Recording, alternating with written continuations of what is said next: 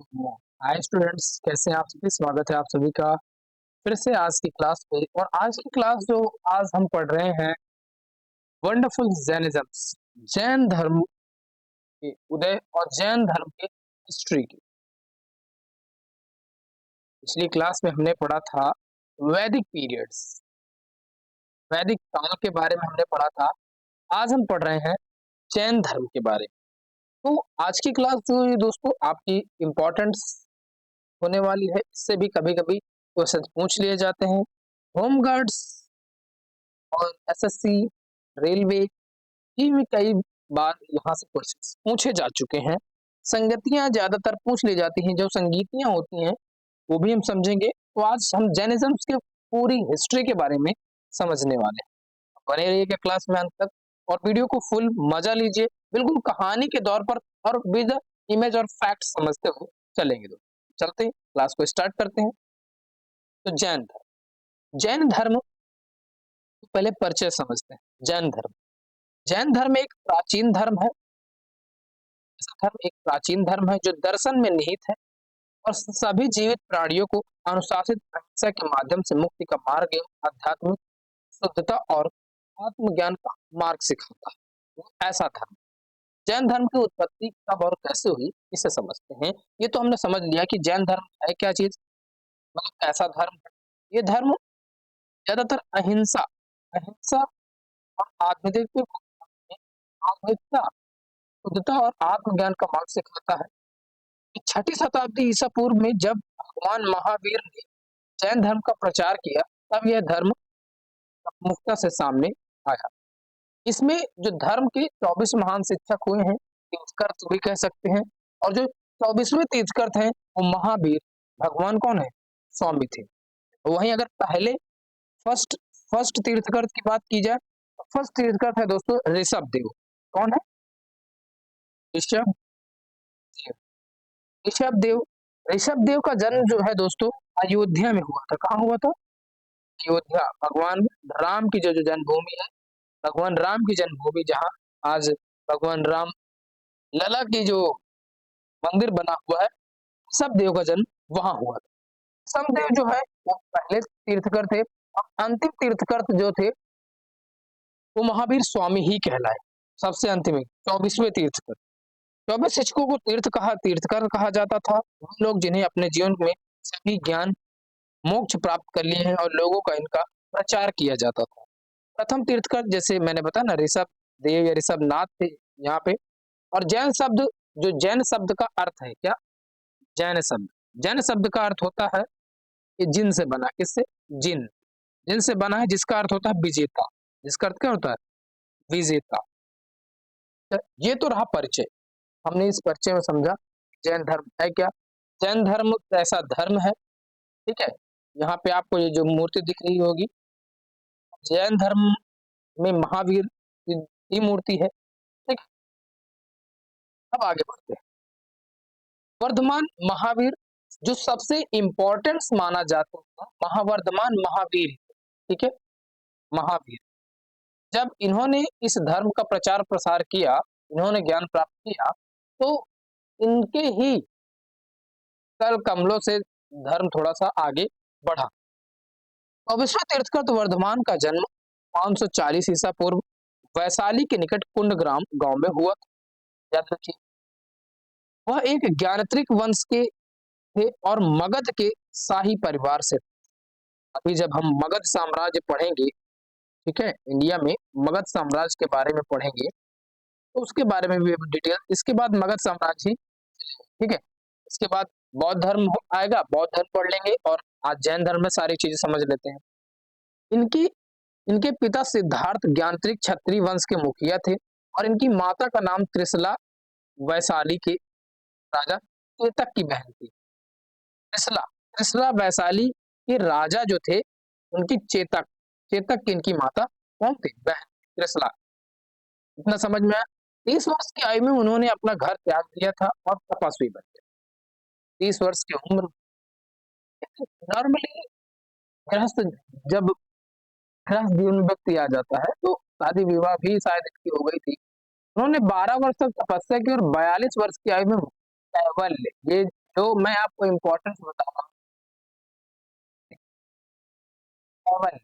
कभी कभी पूछ लिया जाता है कि जैन धर्म के प्रवर्तक वर्तमान महावीर ने तपस्या कितने वर्ष में शुरू की थी और कितने वर्ष में उनको कहाँ पर ज्ञान प्राप्त हुआ था? तो कैवल्य अर्थात सुख और दुख पर विजय प्राप्त की। ठीक है। और सर्वोच्च आध्यात्मिक ज्ञान प्राप्त किया था 42 वर्ष की अवस्था में।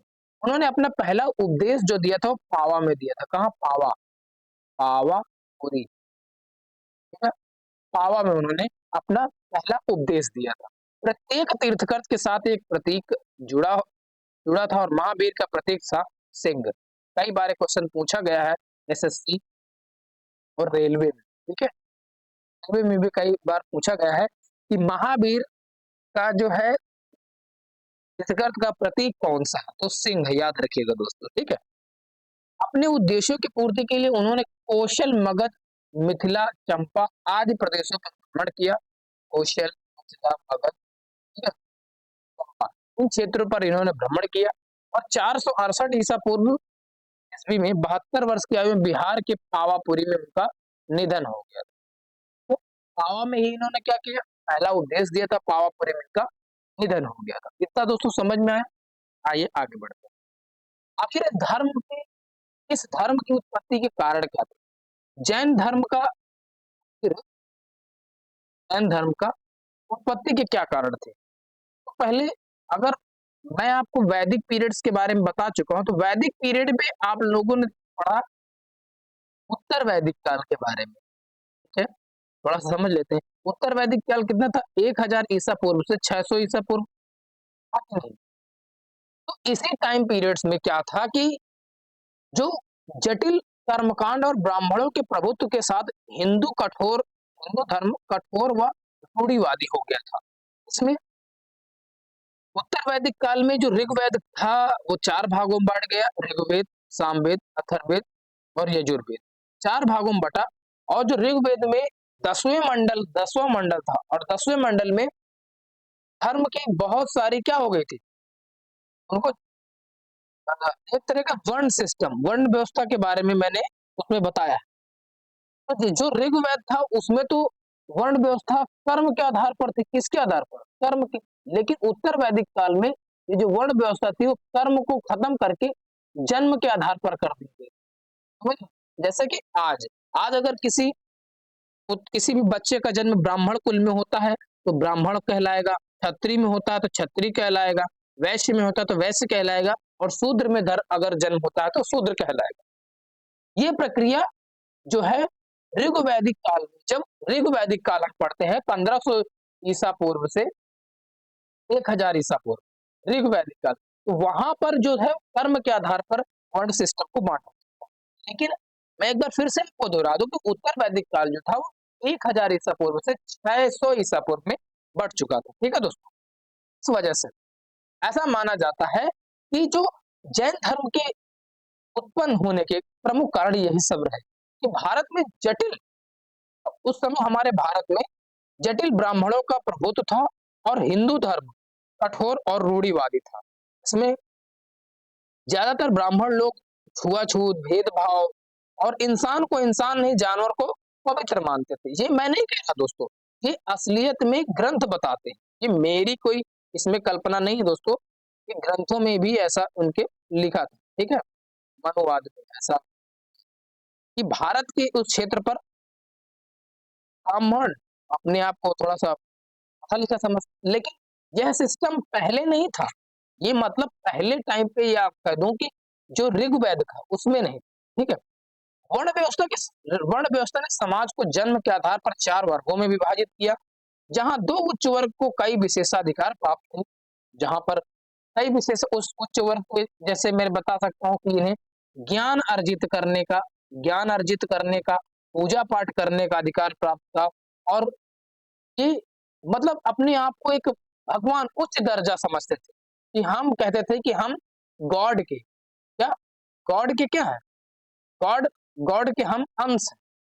गॉड ने भगवान ने हमको बनाकर भेजा है। ब्राह्मणों के वर्चस्व के खिलाफ क्षत्रिय की प्रतिक्रिया रही है। क्षत्रिय की प्रतिक्रिया थोड़ा सा रही क्योंकि क्षत्रिय जो है वो बलशाली होते थे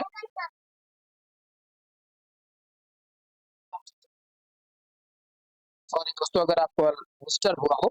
लोहे के औजारों के उपयोग से उत्तर पूर्वी भारत में नई कृषि अर्थव्यवस्था का प्रचार प्रसार होने लगा। ठीक है?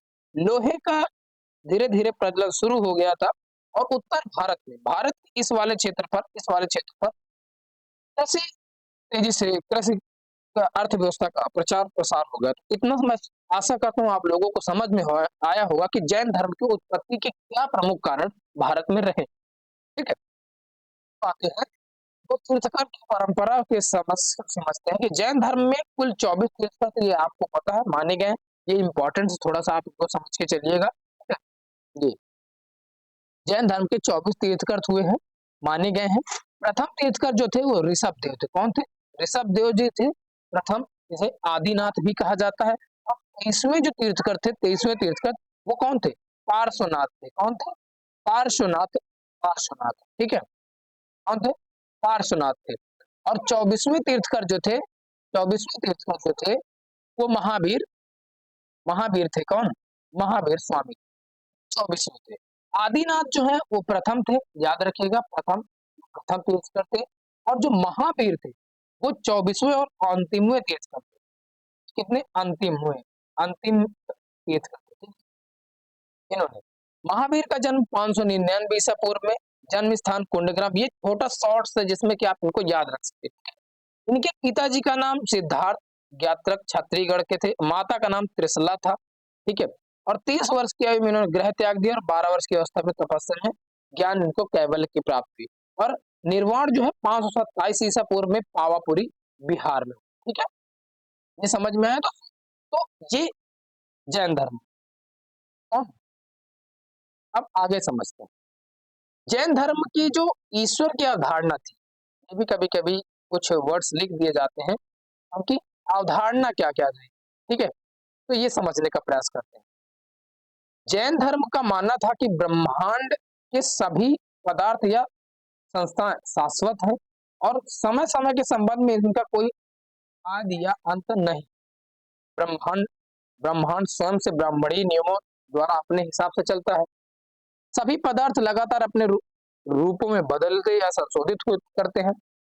ब्रह्मांड में कुछ भी नष्ट या निर्मित नहीं किया जा सकता और ब्रह्मांड के मामलों को चलाने या प्रतिबंधित करने के लिए किसी भी आवश्यकता नहीं होती है।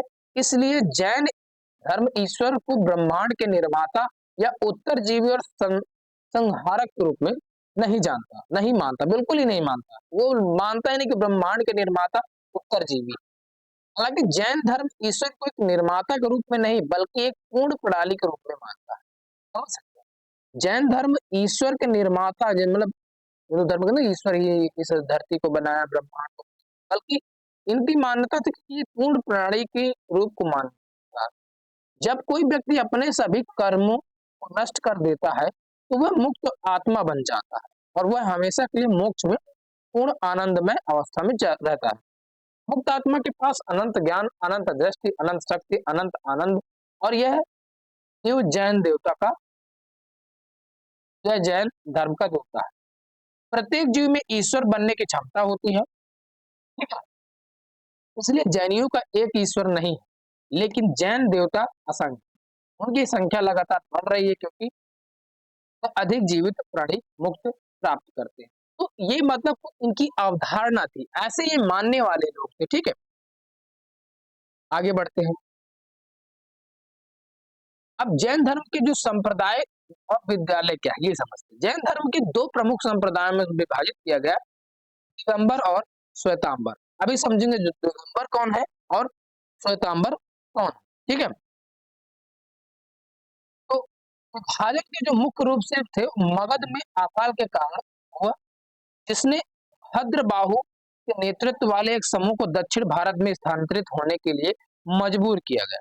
ऐसा माना जाता है कि जो उत्तर भारत में धर्म था। ठीक है, उत्तर भारत में काफी प्रचलित धर्म रहा है, भद्रबाहु थे। ठीक है, उन्होंने क्या किया, भद्रबाहु ने नेतृत्व वाले एक समूह को जो है वो कहाँ स्थानांतरित कर दिया था, वो दक्षिण भारत मजबूर थे। और 12 वर्ष के अकाल के दौरान दक्षिण भारत में समूह शक्ति प्रभाव पर कायम, जबकि मगध में इस समूह ने अधिक ढीला रवैया अपनाया और सफेद कपड़े पहनना शुरू कर दिया।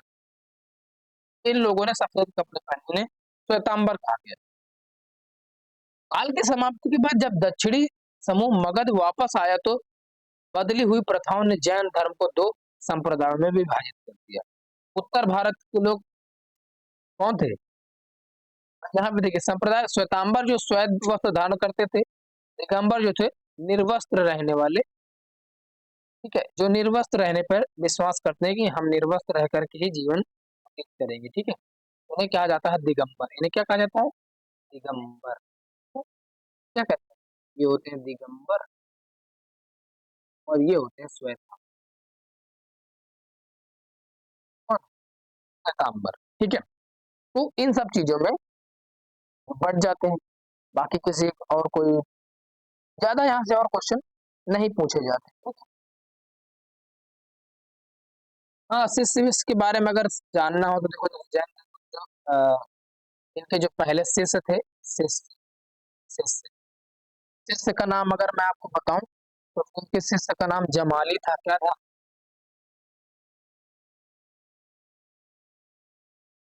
जमाली थे। उनके पहले दामाद थे। इनके कौन? दामाद। दामाद अभी क्वेश्चन पूछ लिया जाता, लेकिन यहाँ से अभी तक क्वेश्चन पुट अप हुए हैं, लेकिन वो नहीं, ठीक है। आइए जैन धर्म के प्रमुख सिद्धांतों को समझते हैं। इन्होंने त्रिरत्न दिए: सम्यक दर्शन, सम्यक ज्ञान और सम्यक आचरण, ठीक है। सम्यक ज्ञान, सम्यक आचरण। उनमें से पंच महाव्रत है। पहला अहिंसा। अहिंसा का क्या है मतलब? किसी भी पशु की बलि न दी जा सके या किसी के साथ अहिंसा के व्यवहार ना किया जा सके, तो अहिंसा, ठीक है। इसके बाद सदा सत्य बोलिए, सदा सत्य, सदा सत्य बोलना। सत्य, चोरी ना करना, मतलब ऐसे कभी कभी क्वेश्चन पूछ लिए जाते हैं कि देखिए, अहिंसा हो गया, सत्य में सच, सत्य बोलना। ब्रह्मचर्य, ब्रह्मचर्य में रहना, मतलब व्यक्ति को जो है ब्रह्मचर्य का पालन करना चाहिए,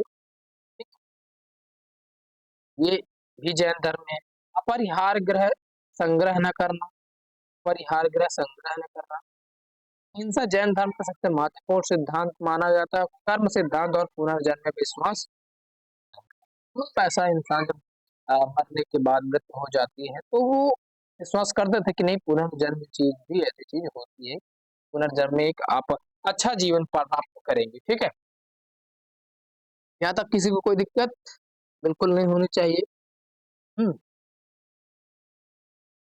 चलिए समझ गए, आगे बढ़े। शास्त्र शास्त्र शास्त्र एवं आत्म संबंधी विचार। जैन धर्म में ईश्वर को सृष्टिकर्ता नहीं माना जा गया और आत्मा के अस्तित्व को स्वीकार नहीं किया गया, मतलब ये आत्मा के अस्तित्व को स्वीकार नहीं करते थे। मोक्ष जो है वो आत्मा की शुद्ध अवस्था को मानते हैं। जैन धर्म के कुछ ग्रंथ है: आगम सूत्र, ठीक है, कल्प सूत्र और तत्व सूत्र, जो ऊष्मा स्वामी द्वारा लिखित है। इन सब चीजों पर ये लोग विश्वास करते थे, ठीक है। अब थोड़ा सा समझ लेते हैं इनकी कुछ क्या हुई है, जो शिक्षाएं थी और जो जैन संगीतियां हुई। कौन? जैन संगीतियां। तो दोनों जैन संगीतियों के बारे में लेते हैं। हाँ, संगीतियां कभी कभी क्वेश्चन यहीं से पूछ लिए जाते हैं, और तो ज्यादा इंपॉर्टेंट चीजें, जो जो इंपॉर्टेंट चीजें थी मैंने आपको बता दी। जैन संगीत में जो प्रथम संगीति हुई है, प्रथम प्रथम बताता हूँ कि प्रथम संगीति कब हुई है। तो वो हुई है 300 ईसा पूर्व में। कब? 300 ईसा पूर्व में। और स्थल था पाटलिपुत्र। कौन था? पाटलिपुत्र। पाटलिपुत्र था। कभी कभी क्वेश्चन पूछ लिया जाता है कि जैन धर्म की प्रथम प्रथम जैन संगीति कहाँ हुई और कब हुई, तो पूछ 300 ईसा पूर्व समझ के रखिएगा। पाटलिपुत्र स्थान है। और इसके अध्यक्ष कौन थे? कौन अध्यक्ष? उस समय के अध्यक्ष कौन रहे हैं? तो उस समय के अध्यक्ष थे स्थूल भद्र। कौन थे? स्थूल भद्र। स्थूल भद्र, उन्हें भद्र बाहु के नाम। और उपाध्यक्ष कौन थे? उपाध्यक्ष, उपाध्यक्ष थे वो भद्र बाहु। कौन थे? भद्र बाहु। इतना क्लियर है दोस्तों। अब दूसरा समझते हैं। दूसरी संगीति हुई है द्वितीय संगीति, इसे हम द्वितीय भी कह सकते हैं, द्वितीय संगीति। द्वितीय संगीति हुई है 512 ईसा पूर्व में, 512 ईसा पूर्व में, और ये वल्लभी गुजरात में हुई है। कहाँ? वल्लभी गुजरात, वल्लभी गुजरात। और उस समय अध्यक्ष कौन रहे हैं? तो देवार्द थे। कौन थे? देवार्दी, देवार्दी, ठीक है, जिन्हें क्षमा श्रवण कहा जाता है। क्या कहा जाता है? क्षमा श्रवण, ठीक है। तो ये मोस्ट इंपॉर्टेंट, इनको आप इंपॉर्टेंट मान सकते हैं कि ये वाली जो थी ना, ठीक है, ये संगीतियां आप याद रखिएगा, बस यही क्वेश्चन में पूछ ली जा सकती है। बाकी तो जो तीर्थंकरों की जीवनी जो मिलती है वो आपको भद्रबाहु द्वारा लिखित कल्प सूत्र में मिलती है। कहाँ? ठीक है, उनकी आत्मजीवनी, मतलब सभी तीर्थंकरों की आत्मजीवनी, ठीक है। बाकी और कोई ऐसा इम्पोर्टेंट चीज देख लेता हूँ अगर क्लास में, नहीं बाकी ठीक है, जो भी थी मैंने आप लोगों को क्लियरली बता दिया, ठीक है। और कैसी लगी आप लोगों को क्लास? बाकी अगर आपका कोई डाउट्स है या आपको कुछ नहीं समझ में आया तो आप कमेंट बॉक्स में कमेंट कर सकते हैं। और अगर इन सब चीज की आपको पीडीएफ चाहिए, ये पूरी पीडीएफ अगर आपको चाहिए तो आप हमारे टेलीग्राम से जुड़ सकते हैं। हमारा टेलीग्राम का भी नाम यही है। क्या नाम है? विजन,